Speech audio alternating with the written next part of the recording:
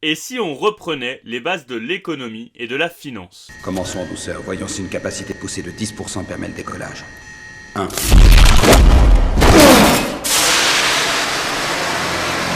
Il y a 3 acteurs principaux dans une économie.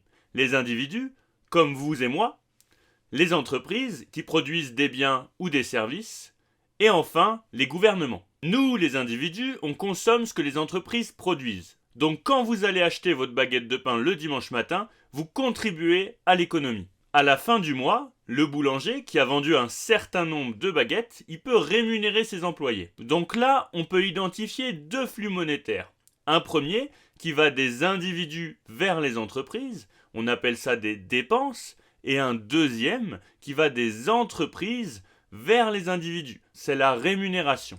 Donc si vous comprenez bien, on peut dire que les dépenses des uns sont les revenus des autres. Gardez bien cette phrase en tête parce qu'on va revenir dessus. Une fois que la boulangerie a rémunéré ses salariés, qu'elle a payé la location de son local commercial et qu'elle a remboursé la dette qu'elle a contractée pour payer son fonds de commerce, l'argent qui lui reste est appelé un profit. Ces profits, ils appartiennent au propriétaire de la boulangerie, c'est-à-dire le boulanger. Imaginons maintenant que la boulangerie, elle appartienne à des actionnaires, c'est-à-dire des personnes qui possèdent une part du capital de la société. L'entreprise va leur verser des dividendes pour qu'ils puissent récupérer une part des profits et se rémunérer. Puisqu'on a dit que les dépenses des uns étaient les revenus des autres, on peut calculer le produit intérieur brut d'un pays, le PIB, de 2 façons. On peut faire la somme de tout ce qui est produit dans une économie, mais on peut aussi faire la somme de tous les revenus de la population du pays. On tombera sur les mêmes chiffres. Et l'État dans tout ça? Lui, il va taxer les entreprises et les individus. L'argent de ces taxes, il va ensuite être réinjecté dans l'économie par le gouvernement. Cet argent va par exemple servir à construire des écoles, à rémunérer des fonctionnaires ou encore à verser des allocations. Avec ces explications, on peut avoir l'impression que l'argent y circule comme ça dans l'économie de façon ininterrompue. Mais c'est pas totalement vrai. Effectivement, tout le monde ne dépense pas tous ses revenus. Moi par exemple, et c'est peut-être votre cas, j'épargne une partie de mon salaire. Reprenons tout ça avec notre boulanger. Lui, il se verse 2000 € par mois. À ça, il doit déduire son loyer, le prêt à la consommation auquel il a souscrit pour s'acheter une voiture, ses courses hebdomadaires, ses loisirs, etc.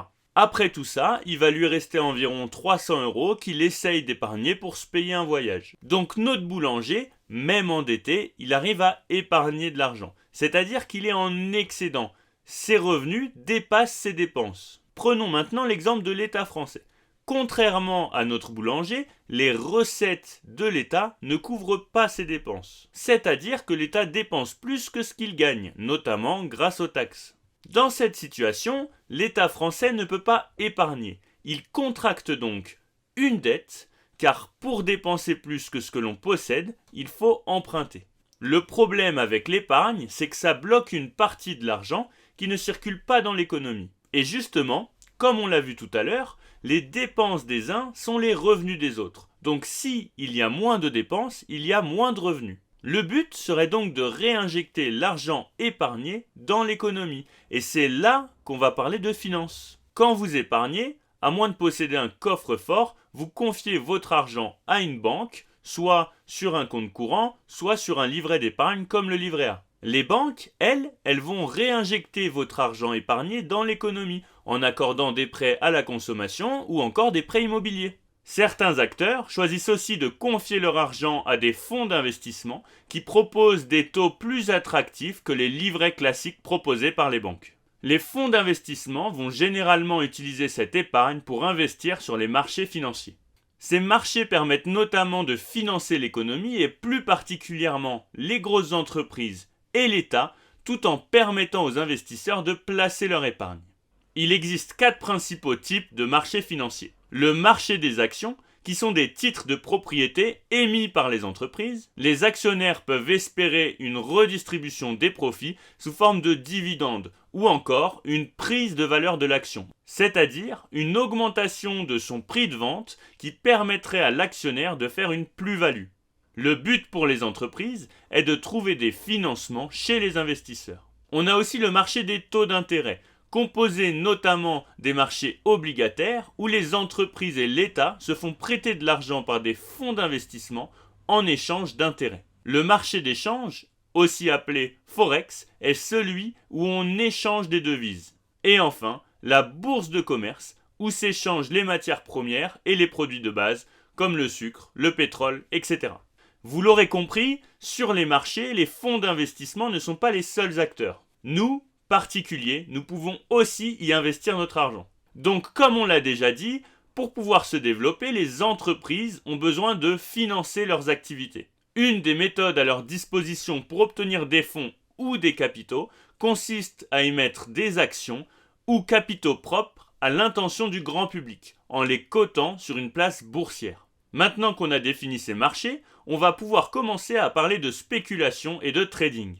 Sur un marché, on a ce qu'on appelle de la liquidité. La liquidité sur un marché, ça correspond à la capacité d'acheter ou vendre rapidement les actifs sans que ça ait un effet majeur sur le prix.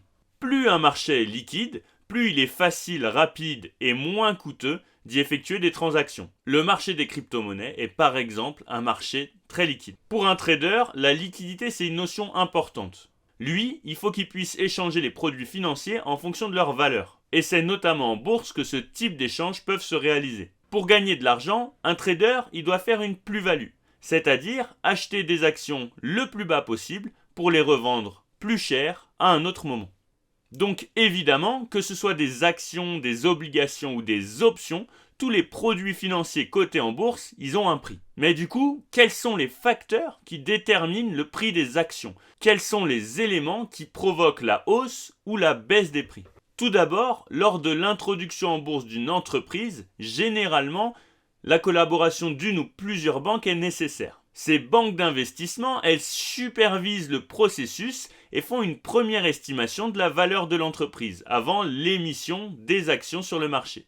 À mesure que le nombre d'investisseurs augmente, le prix de départ de l'action va être défini et les premières actions, elles vont être vendues au public. Une fois que l'action elle est réellement cotée en bourse, son prix il va dépendre de l'offre et de la demande.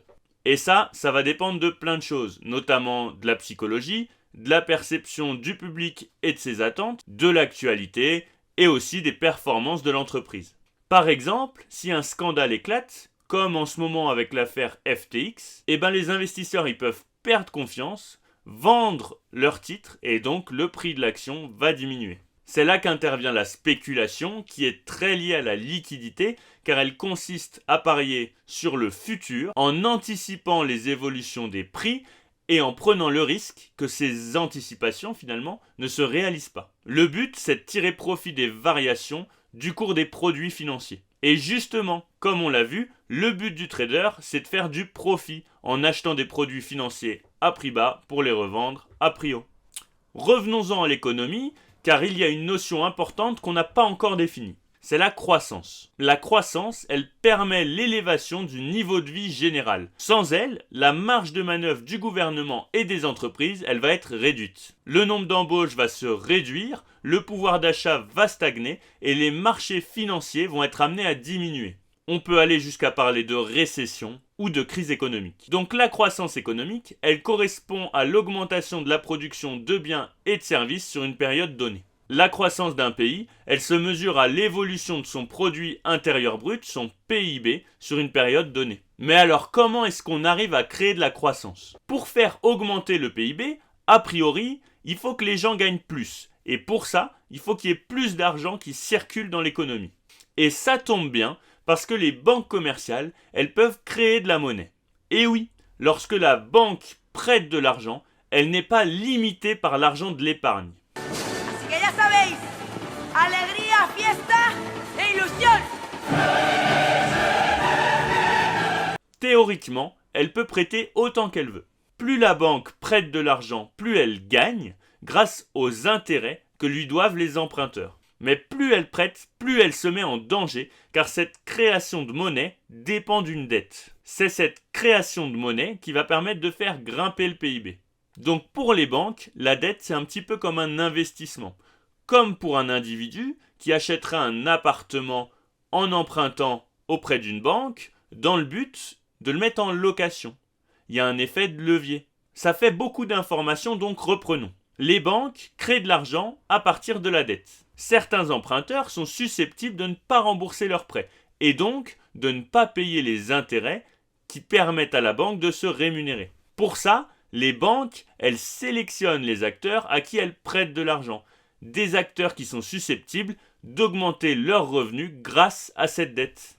Mais alors, si la dette, elle est dangereuse, pourquoi est-ce que celle de l'État, elle ne cesse d'augmenter? Ça veut dire, comme on l'a déjà évoqué, que l'État, il dépense plus que ce qu'il gagne. Ben oui, pour faire tourner l'économie, il faut dépenser. Quand on s'endette, on utilise une capacité d'investissement qu'on n'a pas sans emprunt. Et si nos investissements ils sont rentables, on va pouvoir augmenter nos revenus grâce à cet emprunt. C'est ça l'effet de levier dont on parlait tout à l'heure. Sauf que pour l'État, c'est pas vraiment le cas parce qu'il investit sur des activités qui vont pas forcément lui rapporter d'argent. Comme par exemple la sécurité sociale et le système éducatif qui vont pas lui rapporter d'argent mais qui vont contribuer à la rentabilité des entreprises du pays. Donc la dette, c'est un facteur crucial du développement de l'économie. J'espère que cette vidéo vous a plu. S'il y a des choses que vous voulez approfondir, vous pouvez vous abonner à la chaîne et aller voir mes autres vidéos comme celle sur la loi de l'offre et de la demande.